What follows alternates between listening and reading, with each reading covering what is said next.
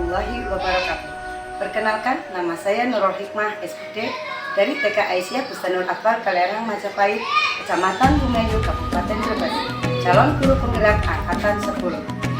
Saya akan mempersembahkan aksi nyata modul 1.4 budaya positif. Mari kita saksikan. Terima kasih. Saatnya meraih mimpimu, arahkan pandangan ke depan, Tuhan kan menuntunmu. Sadarlah masa berganti, tantang langkah kita hadapi. Dengan judul dimensi pemahaman dan pengamalan penerapan budaya positif di sekolah. Kepada Ibu Nur. Assalamualaikum warahmatullahi wabarakatuh. Waalaikumsalam. Bismillahirrahmanirrahim. Alhamdulillahirrahmanirrahim. Wa bihi nasta'in ala kulli amrin wa din. Wassalatu wassalamu ala asyrofil anbiya'i wal mursalin wa ala alihi wa sahbihi ajma'in. Ba'du. Yang terhormat kepada Ibu Nurul Hikmah SPD selaku calon guru penggerak angkatan 10 Kabupaten Brebes, dan tak lupa kepada seluruh teman-teman seperjuangan di TK Indonesia yang alhamdulillah pada kesempatan siang hari ini kita bisa berkumpul dalam acara menimba ilmu yang nanti akan disampaikan oleh beliau, yaitu Ibu Nurul Hikmah. Semoga nanti apa yang disampaikannya akan semuanya bermanfaat bagi kita semuanya, tapi khusus buat ibu guru dan TK Indonesia. Dan mudah-mudahan pada hari ini acara yang dilaksanakan berjalan dengan lancar. Amin amin ya rabbal alamin.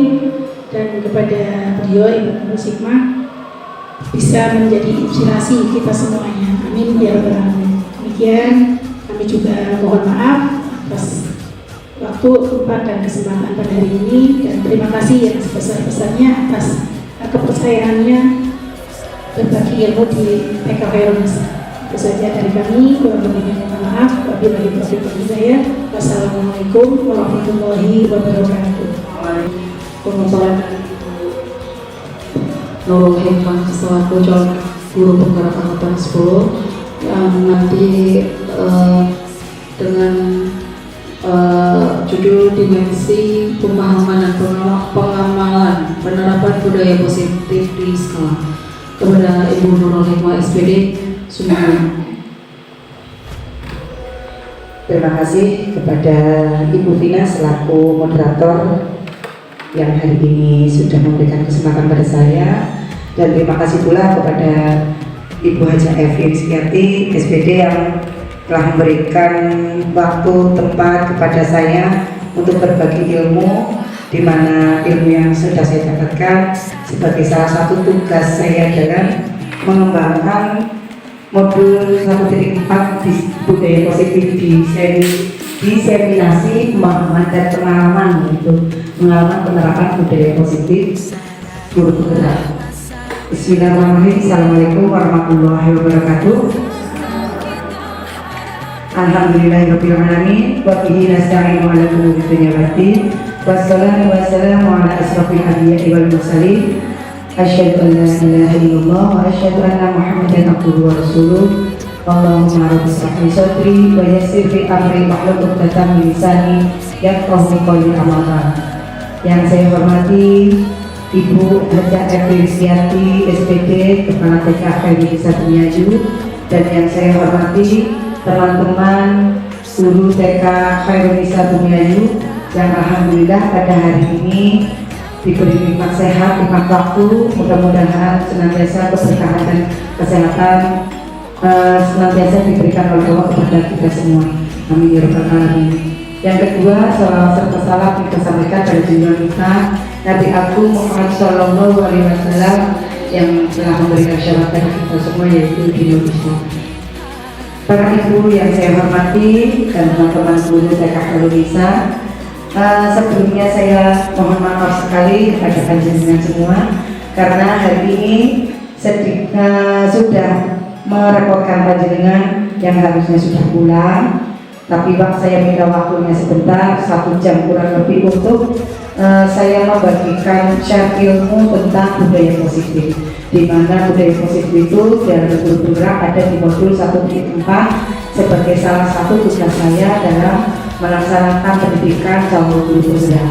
Mudah-mudahan dengan adanya saya berbagi ilmu ini, teman-teman guru TK Indonesia tergerak hatinya untuk mengikuti program ini, karena program ini sangat bagus dan luar biasa sekali ilmunya, banyak sekali di mana semuanya itu tentang pendidikan filosofi Ki Hajar Dewantara. Nah, mungkin teman-teman di sini banyak yang belum tahu apa itu pendidikan Ki Hajar Dewantara. Oke, sebelum saya melanjutkan ke slide atau PPT yang sudah saya buatkan, di sini saya tentang budaya positif, mungkin saya ingin tahu dulu terlebih dahulu. Di sini ada Bu Vina, ada Bu Zulfa, ada Bu Nafila, ada Bu Eni dan Bu Rani serta Bu Haja Evi. Saya ingin bertanya kepada teman-teman, apa itu budaya positif menurut ibu-ibu semua di sini? Monggo, boleh yang pertama Bu Haja. Langsung saja. Budaya positif karena kami di lingkungan TK ya, jadi intinya untuk menjadikan siswa-siswi atau putra-putri membiasakan ya kebiasaan yang intinya itu bertujuan untuk baik ya, kebaikan, bertujuan untuk menjadi sesuatu yang ada hasil ataupun anak itu bisa berubah yang tadinya itu masih ada kekurangan bisa berubah menjadi lebih baik. Terima kasih Bu Haja selaku Kepala Sekolah TK Indonesia yang sudah memberikan statement tentang budaya positif. Coba kasih aplaus dulu untuk Bu Haja. Terima kasih. Dan untuk teman-teman yang lain, coba untuk gurunya budaya positif itu apa? Saya panggil ke Bu Vina. Monggo Bu. Budaya positif untuk anak itu contohnya seperti ini, untuk anak maupun guru. Untuk anak sebelumnya sebagai guru kita harus mencontohkan yang positif dulu kepada anak. Contohnya seperti kayak kita untuk menyuruh anak itu makan sambil duduk, minum sambil duduk, contoh yang termudah itu kayak gitu. Membiasakan anak itu untuk belajar untuk lagi untuk berpositif bahwa cara adab untuk makan untuk minum itu gimana. Ya, tadi menurut Bu Vina karena budaya positif itu kita makan tidak boleh sambil berdiri. Berarti itu lebih ke etika ya, ada sopan santun. Jadi yang Bu Haja menyampaikan bahwa budaya positif itu anak yang tadinya masih belum tahu apa-apa jadi banyak ilmu yang lebih tahu menjadi lebih baik lagi. Oke, kita langsung ke slide tentang guru penggerak ya. Di mana saya berdiri ya Bu ya, lihat saya ini dulu. Tapi sebelum ke slide, alangkah baiknya kita ice breaking dulu biar tetap semangat. Enggak boleh sambil berdiri. Mungkin teman-teman guru TK Indonesia pasti banyak sekali ilmu-ilmu yang sudah didapatkan tentang apa itu guru ice breaking ya, ice breakingnya. Boleh kita nyanyi bareng-bareng ya teman-teman. Pasti teman-teman sudah tahu tentang tangan ke atas, bisa ya teman-teman ya. Oke ya, bareng-bareng ya. Tangan ke atas menggapai bintang, tangan ke samping burung yang terbang, tangan ke depan ikan berenang, duduk yang rapi siap berdoa, terputar-putar tangan diputar, lunggu-lunggu tangan digulung, ular melingkar dibakar bundar, kanan kiri atas bawah siap berdoa, satu jari kananku satu jari kiriku ku gabung jadi dua, ku buat jembatan dua jari kananku dua jari kiriku ku gabung jadi empat. buat kamera. 3 jari kananku, 3 jari kiriku, ku gabung jadi 6, ku buat menara tinggi. 4 jari kananku, 4 jari kiriku, ku gabung jadi 8, ku buat telinga. 4 iya. 5 jari kananku, 5 jari kiriku, ku gabung jadi 10, ku siap berdoa. Oke, tepuk tangan semuanya. Terima kasih teman-teman. Oke, selanjutnya kita langsung dengan slide ya. Mungkin karena ini menggunakan musik, jadi warahmatullahi wabarakatuh. Ya, di sini saya akan menyampaikan atau berbagi ilmu sebagai salah satu tugas saya dalam menggerakkan guru penggerak, supaya teman-teman nanti bisa tergerak untuk menjadi guru penggerak. Karena moto dari guru penggerak itu adalah tergerak, bergerak, menggerakkan. Ya, jadi saya sudah tergerak duluan. Dari awal saya memang pengen mengikuti guru penggerak. Guru penggerak itu saya berasa termotivasi bukan dari teman-teman yang lain, tapi memang ada rasa ingin tahu juga bagaimana itu guru penggerak di dalamnya itu seperti apa. Ya, mungkin teman-teman juga sering mendengarkan Merdeka Belajar, tapi apa sudah tahu tentang Merdeka Belajar? Atau mungkin ada yang ingin tahu apa sih di dalam guru penggerak itu, bagaimana sih prosesnya? Mungkin ini di luar konteks sebelum kita masuk ke materi budaya positif, saya ingin menyampaikan bahwa guru penggerak itu tidak mungkin seribet yang teman-teman bayangkan ya. Namanya manusia, kita ingin berhasil, apalagi kita harus selalu upgrade ilmu. Jangan sampai sudah merasa titik aman, duduk manis aja sudah, kalau bisa itu dibuang gitu ya. Karena apa? Kita harus selalu aktif. Jadi guru harus selalu aktif dan tahu tentang kebutuhan anak itu apa. Nah, di sini nanti ada anak-anak tentang kebutuhan dasar manusianya. Apakah teman-teman sudah tahu di dalamnya kebutuhan dasar manusia itu? Berikutnya tentang aksi nyata modul 1.4 budaya positif. Ya, boleh lanjut lagi next Bu Heri. Ya, di sini modul 1.4 budaya positif diseminasi menyebarkan pemahaman dan pengalaman penerapan budaya positif, di mana budaya positif dalam guru penggerak itu banyak sekali, bukan hanya tentang sikap perilaku anak ya, tetapi juga dalam tentang kebutuhan apa yang sedang dibutuhkan oleh anak, kebutuhan dasarnya. Ada tentang kebutuhan dasar, ada juga tentang segitiga restitusi, ada juga tentang cara kita menangani kasus anak yang sedang bermasalah ya. Oke, lanjut lagi. Nah, ini ada profil saya, boleh langsung di skip aja. Ya, selamat datang Bapak Ibu guru hebat. Mari kita belajar bersama. Ini yang namanya saya sedang berkolaborasi dengan teman-teman guru TK Khairunisa. Ya, kita harus saling mendukung mewujudkan disiplin positif di sekolah yang tercinta ini. Otomatis kayak di TK Khairunisa juga teman-teman sering berkolaborasi ya, bukan hanya teman guru, kepala sekolah, tetapi dengan stakeholder juga, ada komite sekolah dan wali murid yang lainnya serta masyarakat sekitar. Oke, lanjut lagi.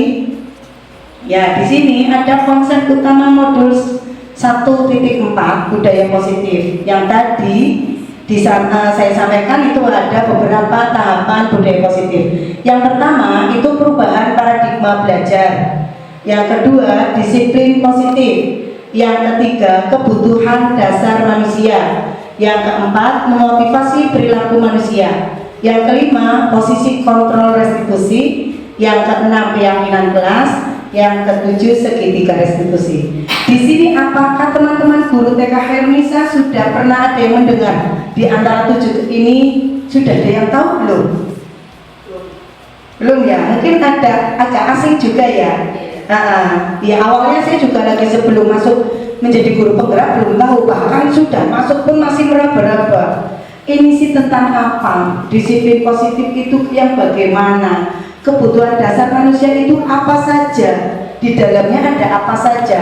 Terus memotivasi perilaku manusia itu memotivasi yang bagaimana gitu. Otomatis di sini teman-teman guru guru TK Indonesia pasti kan ingin tahu, ya. Nah makanya saya selaku calon guru penggerak angkatan 10 ingin berbagi ilmu dengan membuat video di mana sebagai salah satu tugas di modul 1.4 sebagai aksi nyata saya, bahwa saya sebagai calon guru penggerak sudah menyampaikan apa yang saya dapatkan gitu.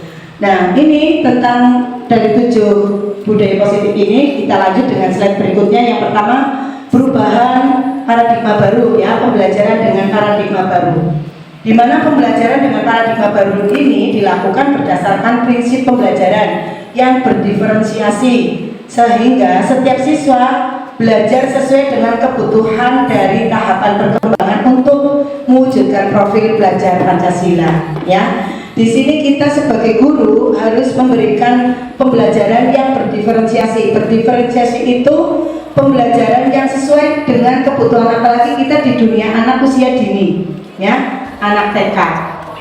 Ya, di dunia anak TK ini kita kan banyak sekali karakternya, ya, berbagai macam karakter anak, juga tentang kebutuhan dasar anak. Nah, otomatis ini sangat bagus sekali kita untuk mewujudkan profil belajar Pancasila. Apa itu profil belajar Pancasila?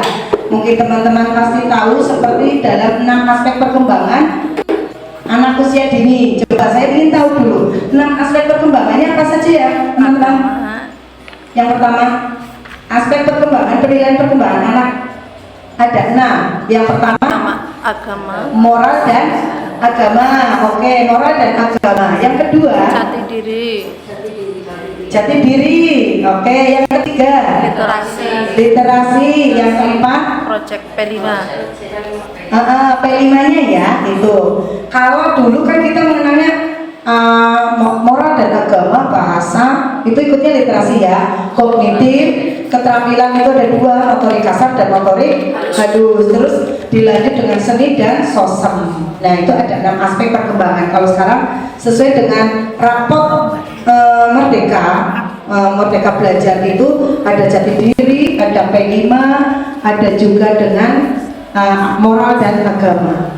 Nah di sini profil belajar Pancasila itu ada 6. Yang pertama itu ada yang namanya beriman dan bertakwa kepada Tuhan Yang Maha Esa. Terus ada mandiri, ada kolaboratif, ada juga dengan yang namanya reflektif, terus inovatif, yang terakhir berpihak kepada murid. Itu namanya profil belajar Pancasila. Bernalar kritis juga itu masuk. Bernalar kritis kalau dalam penilaian perkembangan anak usia dini itu masuknya kognitif, ya. Oke, lanjut lagi. Ini tentang pembelajaran paradigma baru. Selanjutnya, slide yang selanjutnya tentang disiplin positif.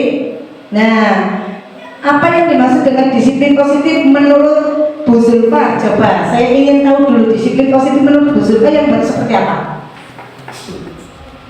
Disiplin positif pada anak. Iya, ini boleh pada anak, boleh kita dengan teman. Kalau menurut saya untuk anak itu disiplin itu secara pembelajarannya itu disiplin di kelas, ya. Iya. Itu tata cara duduk itu bisa dicontohkan, terus tata cara berdoa itu lagi, terus tata cara untuk buang sampah kalau habis makan, ayo buang sampahnya di mana gitu, kita tidak diketahui untuk tata cara buang sampah itu tempatnya di mana. Ya udahlah, cukup. Oh iya, betul sekali Mbak Bu Zulma, bahwa disiplin positif itu kalau di kelas itu bisa tentang kita memberikan penanaman pendidikan karakter anak, ya, dengan cara membuang sampah pada tempatnya. Terus kalau di saat ada guru sedang mengajar, anak boleh ikut mendengarkan, atau dengan yang tadi bahwa duduknya kondusif, ya, kelasnya jadinya seperti, ya, itu yang namanya disiplin positif. Nah, punya mencontohkan. Iya, betul, berarti kita menjadi teladan, ya. Kita yang menjadi teladan. Dalam guru penggerak, disiplin positif itu ada dalam budaya kita. Makna kata disiplin positif adalah sesuatu yang dilakukan seseorang. Nah, yang tadi Bu Zulma sampaikan, sesuatu yang dilakukan oleh seseorang, contohnya apa? Guru menjadi teladan. Ya, teladan bagi murid yang dilakukan oleh orang lain untuk mendapatkan kepatuhan. Di sini. Ya, sini. Ya, Kita mau mengajarkan di sana. nah, iya betul sekali itu ya, tepat sekali. Jadi kitanya harus memberi contoh dulu ya Bu Zulfa ya, betul. Nah itu namanya disiplin positif dalam budaya kita, memberi contoh dulu untuk mendapatkan patuh supaya anak jadi nurut, gitu ya. Tetapi kita cenderung menghubungkan kata disiplin dengan ketidaknyamanan. Anak-anak mau nggak mau kan harus nurut sama guru. Iya kan, supaya apa? Anaknya jadi patuh. Jadi, tapi kan anak itu merasa nyaman atau tidak? Merasa bebas atau tidak? Oke, kita lanjut lagi. Sebagai pendidik, masih lanjut selanjutnya. Sebagai pendidik, tujuan kita untuk menciptakan yang tadi, Pak. Nah, ya. Nah, sebagai pendidik, tujuan kita adalah menciptakan anak-anak yang memiliki disiplin diri, sehingga mereka bisa berperilaku dengan mengacu pada materi dan kebajikan universal dan memiliki motivasi intrinsik bukan ekstrinsik, ya. Di mana motivasi intrinsik itu muncul dari diri, bukan atas dasar perintah, aturan, atau bukan atas dasar kemauan dari orang lain. Karena bu guru yang nyuruh, perintah dari bu guru, atau mungkin karena ini aturan dari sekolah, anak jadi harus ini. Tapi kalau dengan muncul dari kesadaran diri, otomatis motivasi intrinsik itu mau nggak mau kita kan tanpa dikomando, tanpa diapa-apa, anak langsung tahu oh ini waktunya sudah masuk, tadi mau belajar, anak duduk tenang, tidak harus main-main gitu, mungkin seperti itu ya. Nah, disiplin positif juga merupakan salah satu penerapan disiplin yang bertujuan untuk menumbuhkan kesadaran serta memberdayakan anak untuk melakukan sesuatu tanpa paksaan, tanpa ancaman dan hukuman. Nah, ini yang dimaksud dengan motivasi intrinsik, jadi muncul dari dalam, ya. Tetapi tidak ada anak merasa ini adalah ancaman dari guru atau ini Pak, kalau saya tidak nurut pasti akan mendapatkan hukuman. Nah itu ya, kita langsung bisa membayangkan ya, selama ini saya mengajarnya bagaimana, sudah menanamkan budaya positif atau belum gitu. Nah, maka dari itu kita bisa sebagai evaluasi diri. Saya di kelas sering memberikan ancaman atau tidak, memberikan aturan apa ya, paksaan kepada anak. Ayo nak, kita duduk nak, biar sekolahnya kita di kelas tidak ribet gitu, biar tenang, biar anak fokus, tidak mengganggu yang lain gitu. Nah itu ya. Oke, lanjut slide selanjutnya. Nah selanjutnya tadi ada budaya positif. Sebelum kita melanjutkan tentang ada anak yang bermasalah atau kasus, kita harus tahu dulu, pasti teman-teman tahu di kelasnya setiap hari ini Bu Nafila ada kasus apa, coba saya tanya. Di kelas ada kasus apa tidak? Setiap hari mendapati kasus enggak di kelas? Di TK apa lagi ya? Banyak sekali. Saya tahu dari Bu ini dulu, kasusnya apa Bu hari ini Bu? Nangis karena ditinggal orang tua. Oke, terus? Pian, hidup sama Maven. Oke. Sebentar ya, oke, itu kasus ya, bisa ditangani. Nah nanti penanganannya seperti apa? Gak masalah, ini bukan lagi menjatuhkan anak ya. Oke, kalau Bu Vina, kasusnya apa? Kasusnya Husin merebut mainannya di Fahmi. Husin merebut mainannya di Fahmi, kalau enggak? Husinnya takrum dan tak terima karena Fahmi nggak ngizinin untuk mainannya diminta. Oh gitu, ibaratnya langsung melempar tasnya si Fahmi. Fahmi, ya Allah, iya. Itu kasus pasti di TK itu banyak sekali setiap harinya ya. Kalau Bu Nafila ada kasus apa Bu? Hari ini nggak ada. Alhamdulillah Zom. Berarti hebat. Main bareng-bareng. Pas istirahat anak-anak itu semuanya keluar, makanannya dibawa di kelas, makan di kelas, terus makan bareng, mainan bareng. Oke, iya. Kalau Bu Zulfa ini ada kasus atau tidak?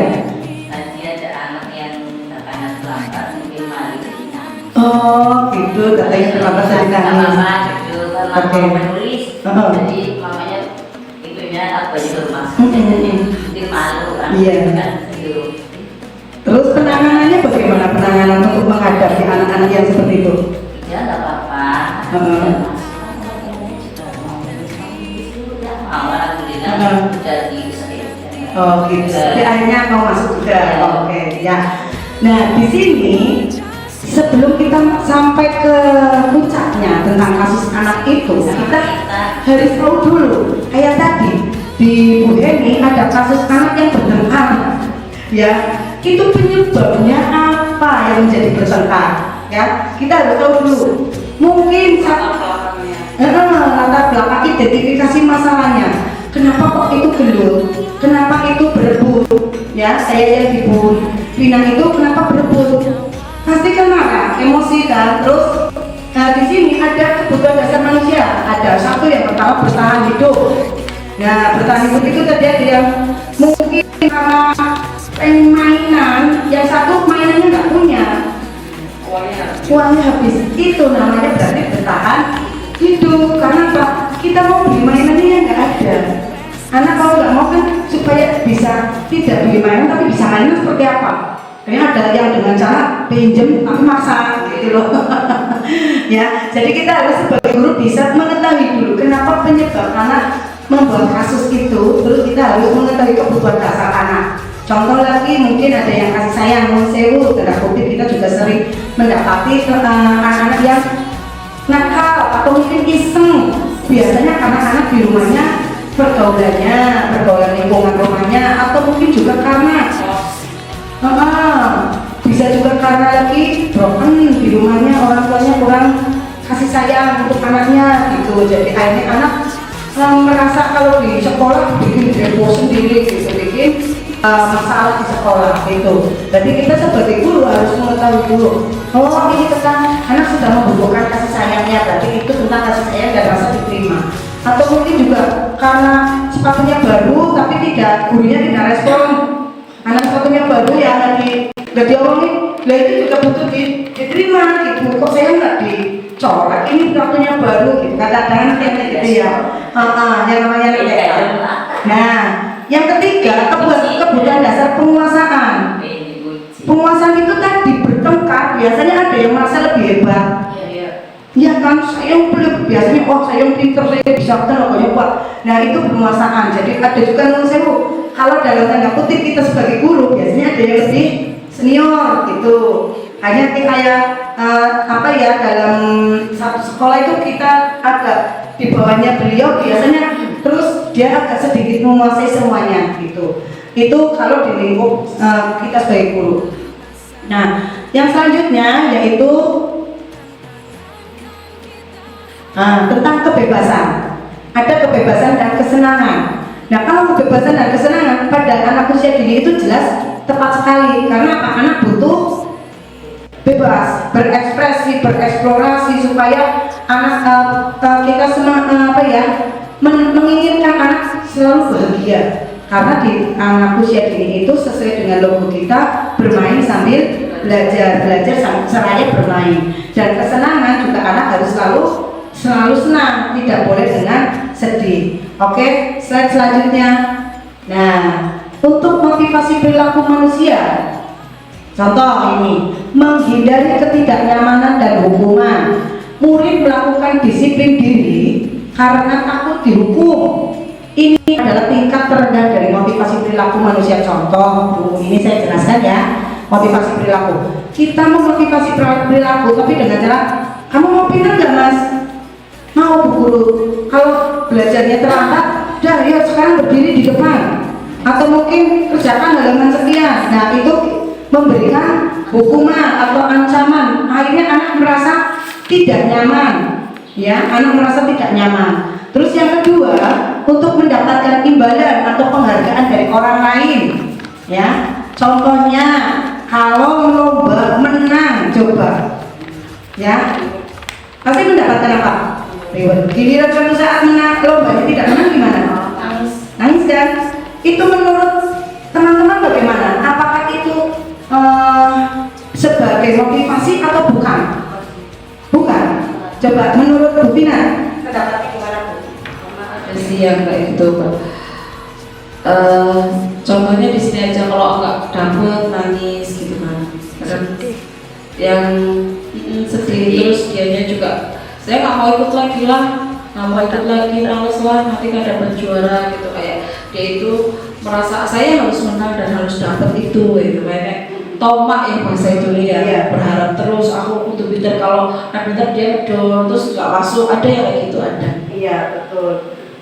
Kalau menurut Bu Nafila coba bagaimana Bu penghargaan atau ribet atau yang namanya imbalan biar anak cek itu sebagai motivasi, betul atau bagaimana? Kalau saya biasanya di kelas anak-anak melakukan sesuatu untuk dirinya itu bagus dan untuk teman-teman yang lainnya juga bagus. Saya hanya memberikan motivasi ke anak. Iya, lakukan yang seperti itu karena itu baik untukmu dan teman-teman juga menerima. Oke, terima kasih Bu Nafila. Aplaus dulu untuk teman-teman semuanya. Oke, ya. Jadi teman-teman sudah merasakan ya bagaimana kalau kita memberikan reward untuk anak. Tujuannya tadinya untuk apa Bu? Untuk senang-senang ya, sebagai motivasi ya supaya anak semangat gitu. Ternyata ada yang kurang baiknya gitu. Pernah ya mungkin bisa terjadi di sini dan di sekolah saya juga. Yang menang anak itu toh. Begitu di-share di grup ada fotonya pegang piala. Nangis. Bukan nangis. Komentar murid-murid yang lain bagaimana? Ada yang suka dan ada yang tidak suka. Ada yang lah maling-maling anak itu, lah lagi-lagi anak itu. Ya kan apalagi kalau anaknya gurunya menang. Yes. Udah enggak malah akhirnya gimana ya? Akhirnya nah, malah kesannya kayak gini loh, ibaratnya orang maksudnya enggak heran lah kalau anak guru menang.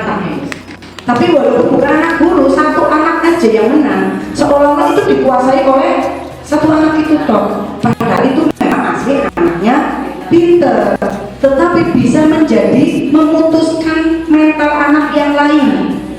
Ya, mental anak yang lain ya. Sampai tidak sekolah juga. Nah, itu. Di sini sudah tahu ya, Bu ya. Jadi teman-teman bisa tahu apa itu di dalam guru penggerak. Ini belum sampai ke kasusnya ya. Yang tadi memotivasinya dengan dukungan supaya anak jadi semangat.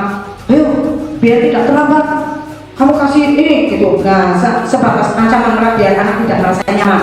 Jadi anak-anak melaksanakan tugas atau misal biar tidak kesiangan atau melaksanakan mengerjakan tugas itu karena takut kalau tidak dikerjakan pasti gurunya akan memberikan hukuman atau ancaman gitu. Oke, motivasi perilaku yang ketiga yaitu untuk menjadi orang yang ingin menghargai diri sendiri dengan nilai-nilai yang mereka percaya.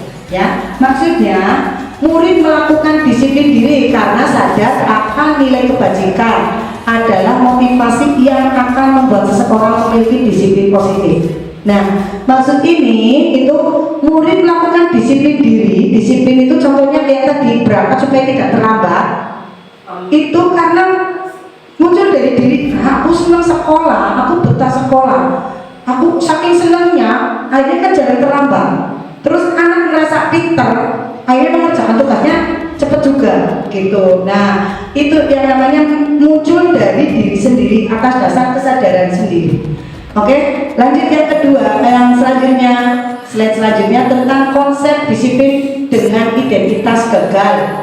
Ada dua yang tadi disampaikan, hukuman dan penghargaan itu termasuk gagal, salah. Karena apa? Menyakitkan sekali loh kalau dihukum. Anak merasa tidak nyaman, murid jadi takut, terus memaksa, minder, mau berbuat ini takut salah, terus bisa juga anak jadi apa ya, menyembunyikan padahal dia salah, dia takut dihukum, diam aja lah, padahal dia tahu salah gitu loh. Nah, murid menjadi rendah diri juga, minder ya yang tadi disampaikan.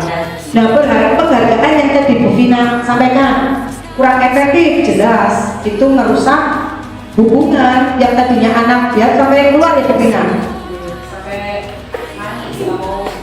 Nah, itu yang namanya penghargaan.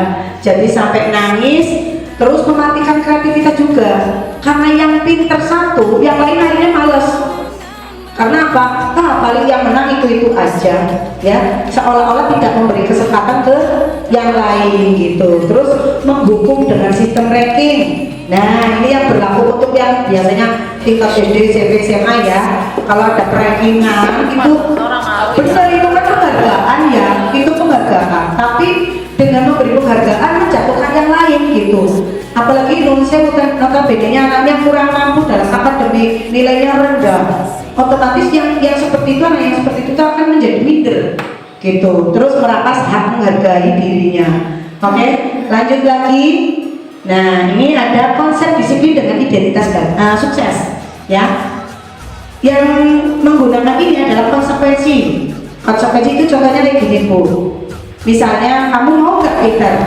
Mau. Kalau mau kamu harus kerjakan tugas ini gitu. Itu jangkanya pendek, penguatannya hanya hari itu toh ya.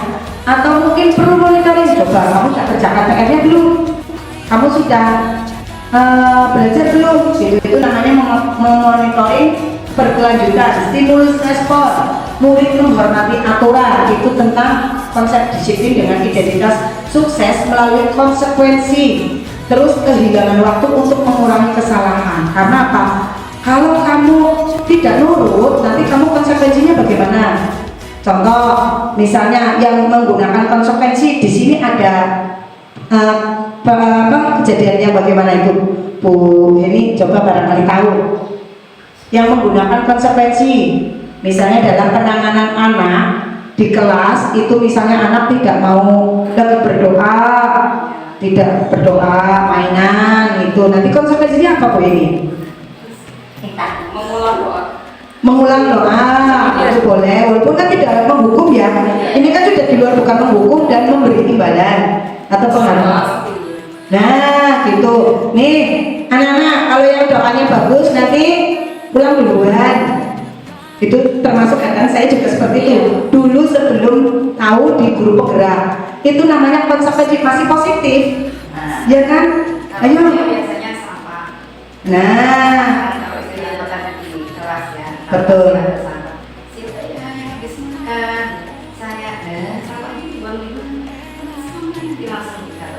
Iya benar itu Bu Nabila. Jadi sampah juga termasuk salah satu konsekuensi ya. Kalau tidak, ibaratnya tidak mematuhi aturan gitu. Oke, itu yang dimaksud konsekuensi. Jadi itu masih termasuk positif ya, karena ada sedikit memberikan sanksi kepada anak, tapi hal yang positif ya. Oke, lanjut.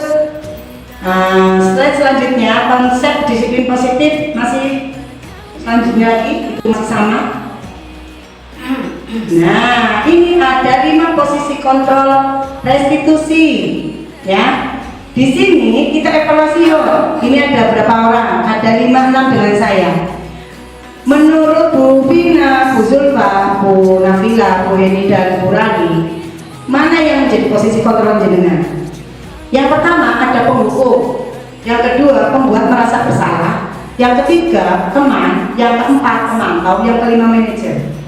Menurut Bu Vina, coba Bu Vina 5 posisi kontrol guru ini. Pemantau, oke. Kenapa menyampaikan sebagai pemantau? Sebelum ada kasus kita mantau dulu istilahnya sih sebenarnya gimana sih gitu, kayak gitu. Permasalahannya Iya, apa? permasalahannya latar belakangnya apa, kita pantau dulu. Oke. Sebagai pemantau, Bu ini sebagai apa? Teman. Bu Zulfa sebagai apa? Teman. Teman atau pemantau atau penghukum atau pembuat merasa bersalah? Pernah nggak membuat merasa bersalah? Yang anak jadi ngerasa nggak enak, ngerasa aduh saya salah ya, Bu guru jadi kecewa ya gitu. Pernah nggak? Pasti pernah lah. Pasti pernah ya. Pernah lah. Anaknya jadi ngerasa nggak enak ya. Itu yang namanya pembuat merasa bersalah. Kalau penghukum udah jelas itu negatif banget ya. Tapi ya emang ada. Ada juga ya. Kita pernah melakukan juga ya. Pernah ya. Contohnya apa Bu Rani? Contohnya biasa nenek bocah gelutan, terus orang nurut, gelutan, terus orang nurut biasanya nanti guru hukum nggak boleh keluar. Coba, nanti ya begini nggak apa. Sebagai penghubung biasanya aku kasih contoh itu ketika anak berantem biar nurut, biasanya kakak hukumnya seperti itu. Kalau nggak nurut berarti nanti nggak boleh istirahat, nggak boleh jajan, dibilang terus. Ya, seperti itu. Untuk sebagai penghukumnya cuma itu dok ya, bukan fisik ya. Itu berarti lebih ke verbal. Penghukum verbalnya. Nah, itu ada yang menjadi teman, ada yang menjadi pemantau, ada yang manajer. Nah, pasti teman-teman di sini bingung, apa sih yang menjadi dimaksud 5 posisi kontrol itu? Ya, kita dalam menangani kasus, saya juga pernah menjadi penghukum. Itu pernah menjadi penghukum. Penghukumnya mungkin bukan fisik, tapi kalau yang tidak mau berdoa nanti pulangnya terakhir, itu konsekuensi. Tapi juga bisa menjadi hukuman. Pernah saya jalani apa ya namanya hukuman ke anak itu tidak pulang sampai jam tepat waktu, satu kelas, bukan satu anak, satu kelas. Kan tujuannya apa? Supaya anak disiplin. Tujuannya kan baik, supaya anak disiplin, tapi ternyata itu salah. Nah itu kayaknya kan endingnya anak langsung pada suaranya keras-kerasan keras, ada berdoanya sangat pengen pulang. Kadang kita agak sedikit sabarnya itu dituntut banget ya. Oke, kita slide selanjutnya. Apa itu 5 posisi kontrol? Nah, di sini jenengan jadi tahu. Posisi jenengan tadi yang menghukum atau yang aturan sekolah, lalu berdiri di depan kelas itu jelas menghukum anak karena anak itu bandel, tidak mau mematuhi. Yang kedua, membuat merasa bersalah. Berapa kali Bu Guru harus memberitahu kamu, Bu Guru kecewa sama kamu. Anak rasanya gimana kalau digituin? Don kan? Ketemu Bu Guru marah, aku jadi gak enak, aku jadi akhirnya aku jadi merasa bersalah. Gitu. Bu Guru. Nah, ini yang jadi teman. Ayolah, yuk berarti buat Bu Guru bangga kali ini tidak apa-apa deh kalau salah. Kan kita ini teman ya, bahasanya pun bersahabat gitu loh. Jadi anak nggak takut, juga nggak apa ya namanya itu sersan ya, serius tapi santai gitu loh. Anak tetap menghargai guru gitu. Nah, yang menjadi pemantau yang Tina ini, kamu sudah melanggar apa peraturan dan konsekuensinya. Nah, itu kata-kata biasanya kalau menjadi pemantau. Iya kan? Pernah nggak melakukan seperti itu? Kamu sudah melanggar loh. Kamu tahu nggak itu salah atau betul? Jalur apa? Nah, Rasanya kasar. Pengennya apa sih? nah itu tentang pemantau Bu. Posisi kita sebagai guru kalau menjadi pemantau seperti itu. Konsekuensi anak sebelum belajar kayak gitu. Silakan kasih posisi dulu. Mau apa kesepakatan kelas gitu kan. Kalau berdoa Bu Guru nanti biarin anak istirahat Bu Guru. Kalau makanya saya berdiri suruh istighfar 10 kali Bu Guru. Itu karena manajer karena saya kesepakatan. Oke, bagus sekali itu. Berarti sudah sampai menjadi kesepakatan. Oke, kesepakatan kelasnya ditulis atau tidak? Tidak. Nah, ini. Jadi itu baru lagi. Jangan dimencontoh. Karena apa? Kalau dia beda, anak lupa. Tapi udah itu sih udah setiap hari. Ada setiap hari. Oke. Anak silakan siapa yang Sudah menjadi disiplin. Tapi alangkah baiknya seperti kita secara administrasi itu bagusnya tetap ada tertulisnya. Walaupun mungkin tulisan itu dikombinasi seperti yang di sini. Mana? tidak boleh membuang sampah. Oh iya, nah itu betul sekali. Tata tertib masuknya ya. Nah tahu kalau bisa jangan jangan tata tertib, tapi lebih ke kesepakatan kelas. Nah, kesepakatan kelas. Nah, ini posisi yang terakhir sebagai manajer. Apakah kamu tahu kesalahanmu? Kira-kira bagaimana kurang atas? Bagaimana kamu akan memperbaiki kesalahanmu? Ini anak kan berarti dituntut untuk berpikir, untuk mencari solusi atau untuk memecahkan masalahnya dia sendiri. Otomatis yang tadi Bu Vina sampaikan, membuat kesepakatan kelas itu adalah solusinya. Solusi anak, misal tadi anak ada yang bertengkar gara-gara rebutan mainan, bukan konsekuensi ya. Kesepakatan kelasnya apa? Nanti apa? Loh, kamu udah melanggar aturan. Nah, nah itu berarti kesepakatan kelasnya minta maaf. Nah, ini nanti di sini teman-teman akan bagaimana caranya untuk membuat segitiga restitusi atau dalam pemecahan kasus itu. Oke, lanjut slide selanjutnya. Sebelum ke segitiga restitusi, yang tadi Bu Tina sampaikan itu betul sekali, tepat sekali, yaitu dengan membuat keyakinan kelas atau kesepakatan kelas. Mengapa membuat keyakinan kelas bukan peraturan? Coba. Aku tahu, oh ternyata ini salah loh, oh ternyata ini yang baik kayak gini loh, oh ternyata gitu. Berarti membuat keyakinan kesepakatan pelaksanaan itu biar anak itu bisa lebih baik lagi, bukan dari yang Menepati janjinya ya, betul. Jadi dia itu tahu konsekuensinya kalau dia melanggar. Iya, betul sekali. Nah, keyakinan kelas itu yang membuat siapa saja? Anak-anak dengan guru. Berarti dua pihak kan? Perjanjian antara dua orang, dua pihak, pihak anak-anak dengan pihak guru. Tetapi kalau peraturan yang membuat siapa? Guru toh, bukan anak. Otomatis itu mengikat anak yang merasa menjadi tidak nyaman. Nah, ini bedanya kesepakatan kelas dengan peraturan sekolah atau peraturan kelas. Contoh, mengapa kita tidak mempunyai peraturan tentang penggunaan helm pada saat mengendarai kendaraan sepeda motor? Coba kalau kita tidak mempunyai itu, semuanya tidak pakai helm, konsekuensinya atau akibatnya akan lebih fatal, bahaya. Makanya itu dibuat aturan atau peraturan kalau di jalan menggunakan helm. Bagi yang tidak mematuhi peraturan itu pasti akan kena sanksi atau hukuman. Hukumannya kan ada kena tilang, kena denda gitu ya. Itu yang namanya aturan. Tetapi peraturan itu memang yang membuat satu pihak toh, bukan dua pihak.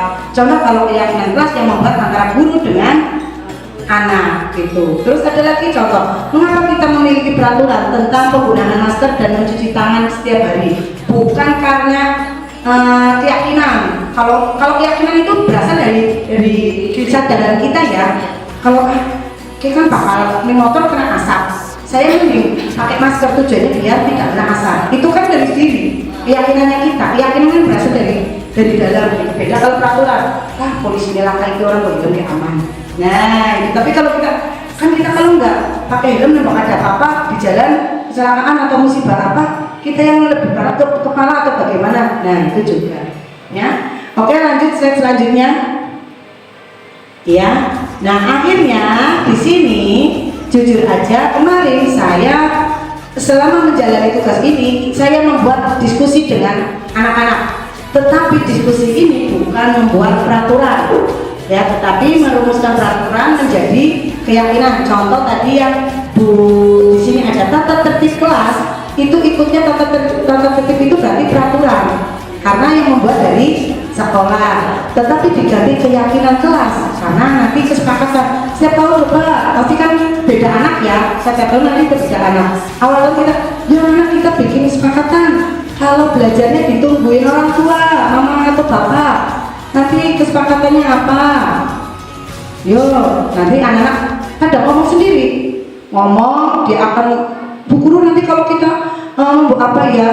Misalnya ditungguin sekolahnya jadi udah, berarti apa? Tidak boleh ditungguin. Nah, terus apalagi tidak boleh nangis gitu. Nah, itu membuat kesepakatan kelas. Ini saya sedang membuat kesepakatan bersama dengan anak-anak ya. Ini anak-anak langsung muncul. Coba ulang dari pertama lagi. Nah,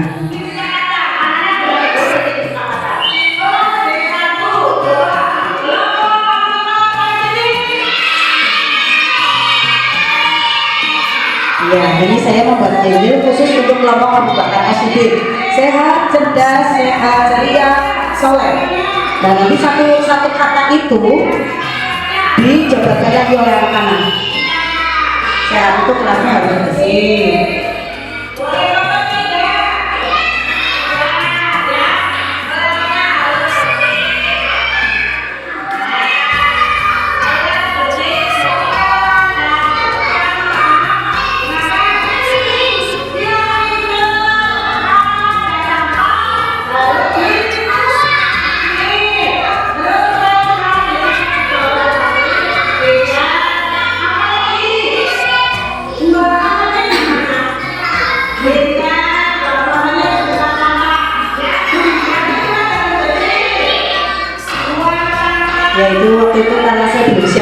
saya bikin di Manganuri dulu. Tetapi untuk kelas di saya kan karena anak sudah siap SD, jadi sudah bisa membaca.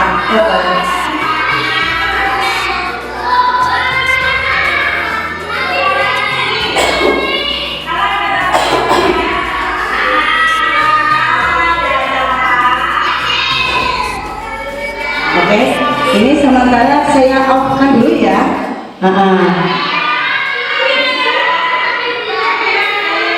Baru nanti kalau sudah kita buat kesepakatan kelas, kita baru ditempel di tembok gitu. Sebisa mungkin kalau bisa ditempel di tembok supaya anak-anak tetap mengingat terus gitu. Tapi ini bagus-bagus sekali nih, absensi kelasnya juga luar biasa. Ini iya udah jelas kelihatan. Itu tulisannya ngeprint. Tulisan absensi TK file misalnya pasti pakai print terus ditulis lagi ya gitu. Lihat lah, karena apa? Ini kan bentuknya rapid. Kalau ada alatnya. Oh gitu, bagus. Akhirnya kayu mana lagi ya, jadi lebih biasa.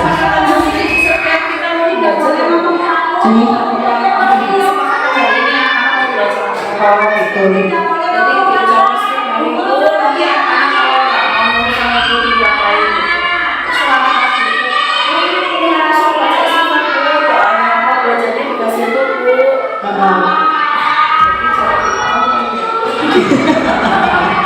Iya. Kemarin yang saya dapatkan dari guru penggerak itu memang kalau diucapkan kadang ada anak yang lupa gitu. Akhirnya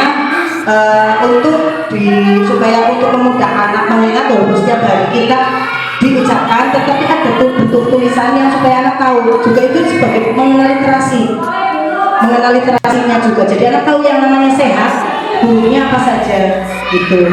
Kayak saya kan di kelas Abu Bakar Asyidin itu ada 4 kata positifnya: sehat, cerdas, sehat, ceria, cerdas, soleh. Dan dari sehat ini saya jabarkan kemarin sama anak-anak, sehat itu yang seperti apa ya? Yang biar kelasnya tetap bersih, terus habis bermain dikembalikan lagi ke tempatnya gitu, seperti itu ya. Oke, stop dulu Bu, ini lanjut ke slide selanjutnya ya. Pembentukan keyakinan kelas itu yang abstrak. Tadi saya lihat di sini kalimatnya bagaimana ya Bu?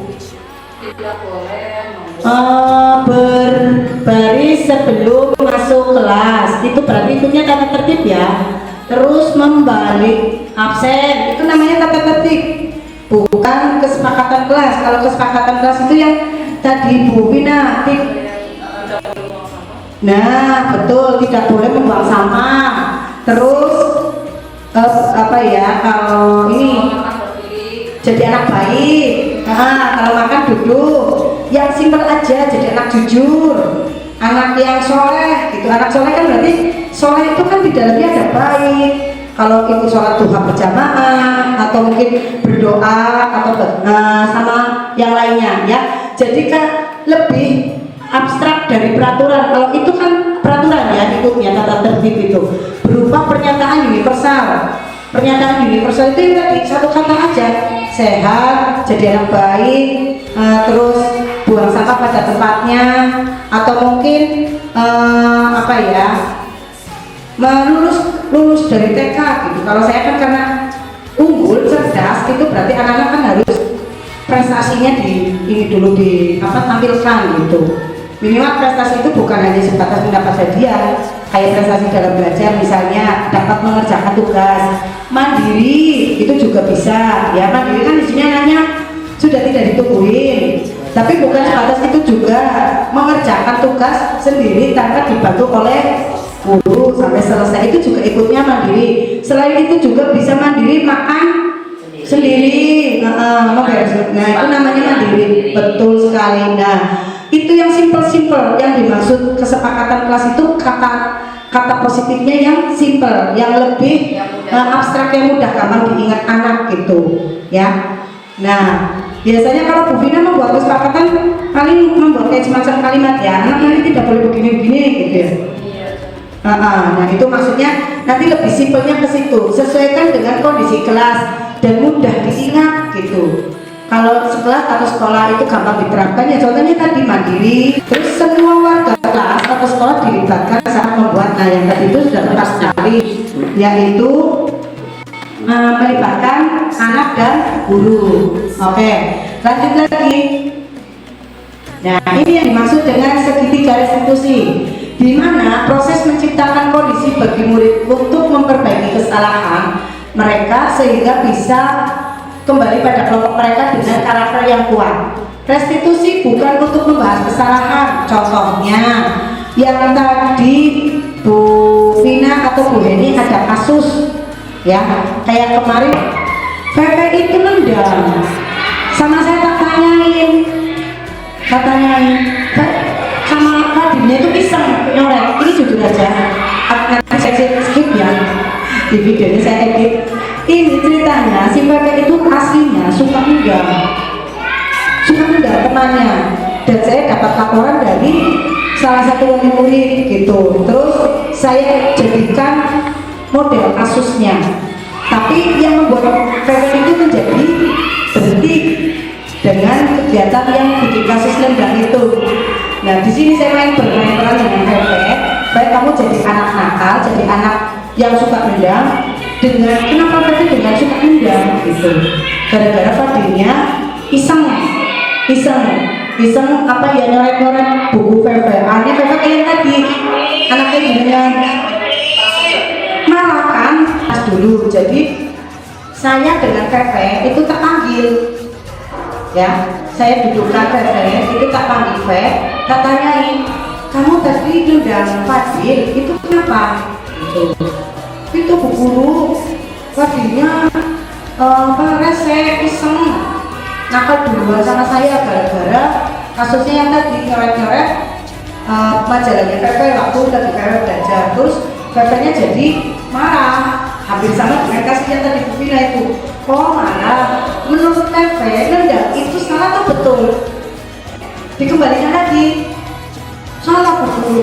Nah kalau salah, tapi kita jangan kayak orang mengfonis, oh kamu salah begini, enggak, tapi langsung kita kembalikan ke iya Fe, Bu Guru aja pernah salah, Bu Guru pernah melakukan kesalahan gitu. Cuma bedanya kalau Bu Guru kesalahannya bukan nendang anak gitu, tapi saya Bu Guru juga manusia, pernah berbuat salah. Jadi kita hampir sama dengan anak-anak gitu loh. Nah setelah itu baru untuk menstabilkan identitas kita validasi tindakan yang salahnya. Menurut Pepe, misalnya tadi Bu Vina itu anaknya, menurut Pepe kalau nendang itu salah, melanggar aturan atau tidak? Melanggar Bu Guru. Oh bukan aturan, melanggar kesepakatan atau tidak? Melanggar Bu Guru. Pepe tahu itu melanggar, iya. Tahu nendang itu salah, iya Bu Guru tahu. Terus kalau kamu melakukan kesalahan itu nendang, terus bagaimana? Kesepakatannya apa yang menurut Pepe dilanggar? Itu Bu Guru yang apa? Anak soleh. Oh anak soleh, karena apa? Harus soleh itu jadi anak baik, terus tidak boleh nakal. Terus ada lagi, misalnya tidak boleh bertengkar, tidak boleh ngomong saru gitu. Pepe-nya jawab sendiri gitu. Itu memang saya video tanpa saya setting. Dalam arti Pepe nanti kamu ngomong begini-begini itu enggak. Saya diajak komunikasi aja, terus katanya langsung jawab. Dan ya Bu Guru. Terus setelah itu kita bikin menanyakan keyakinan Pepe. Nah tadi sudah keyakinan Pepe apa? Berarti Pepe salah ya Bu Guru, iya. Belum jadi anak soleh ya Bu Guru, iya. Nah terus selanjutnya kamu mau bagaimana ya? Ya Bu Guru, hanya dia janji Bu Guru saya tidak akan mengulangi lagi Bu Guru, saya akan minta maaf sama Fadil. Tapi Fadil juga nggak boleh nakal lagi Bu Guru, nggak boleh iseng gitu. Jadi memang kita harus bikin segitiga restitusi Bu, untuk menstabilkan identitas dan memvalidasikan tindakan yang salah supaya anak tidak merasa kayak tadi dihukum atau menjadi konsekuensi, merasa kita menjadi bukan guru seorang yang pembuat yang bersalah gitu. Ada 5 posisi kontrol yang tadi supaya kita itu salah satu manajer itu kepemimpinan, kita bisa menjadi kepemimpinan pembelajaran gitu. Kejadian ini saya bikin video, anaknya kan mau nggak mau kan diajak komunikasi tahu efeknya itu apa? Efeknya itu udah berhenti, nggak nakal lagi Bu. Karena dia langsung tahu, Bu, kalau nakal berarti kesepakatannya itu ya Bu. Kalau saya berbuat salah, kesepakatannya ini ya Bu. Iya. Nah, terus gimana? Terus apa kamu mau bikin kesalahan lagi? Enggak Bu. Oke, kamu memilih kesepakatan mana? Kamu jadi anak soleh, anak ceria, atau anak cerdas, atau anak bagaimana? Sesuai dengan kesepakatan kelas Abu Bakar Ash-Shifri.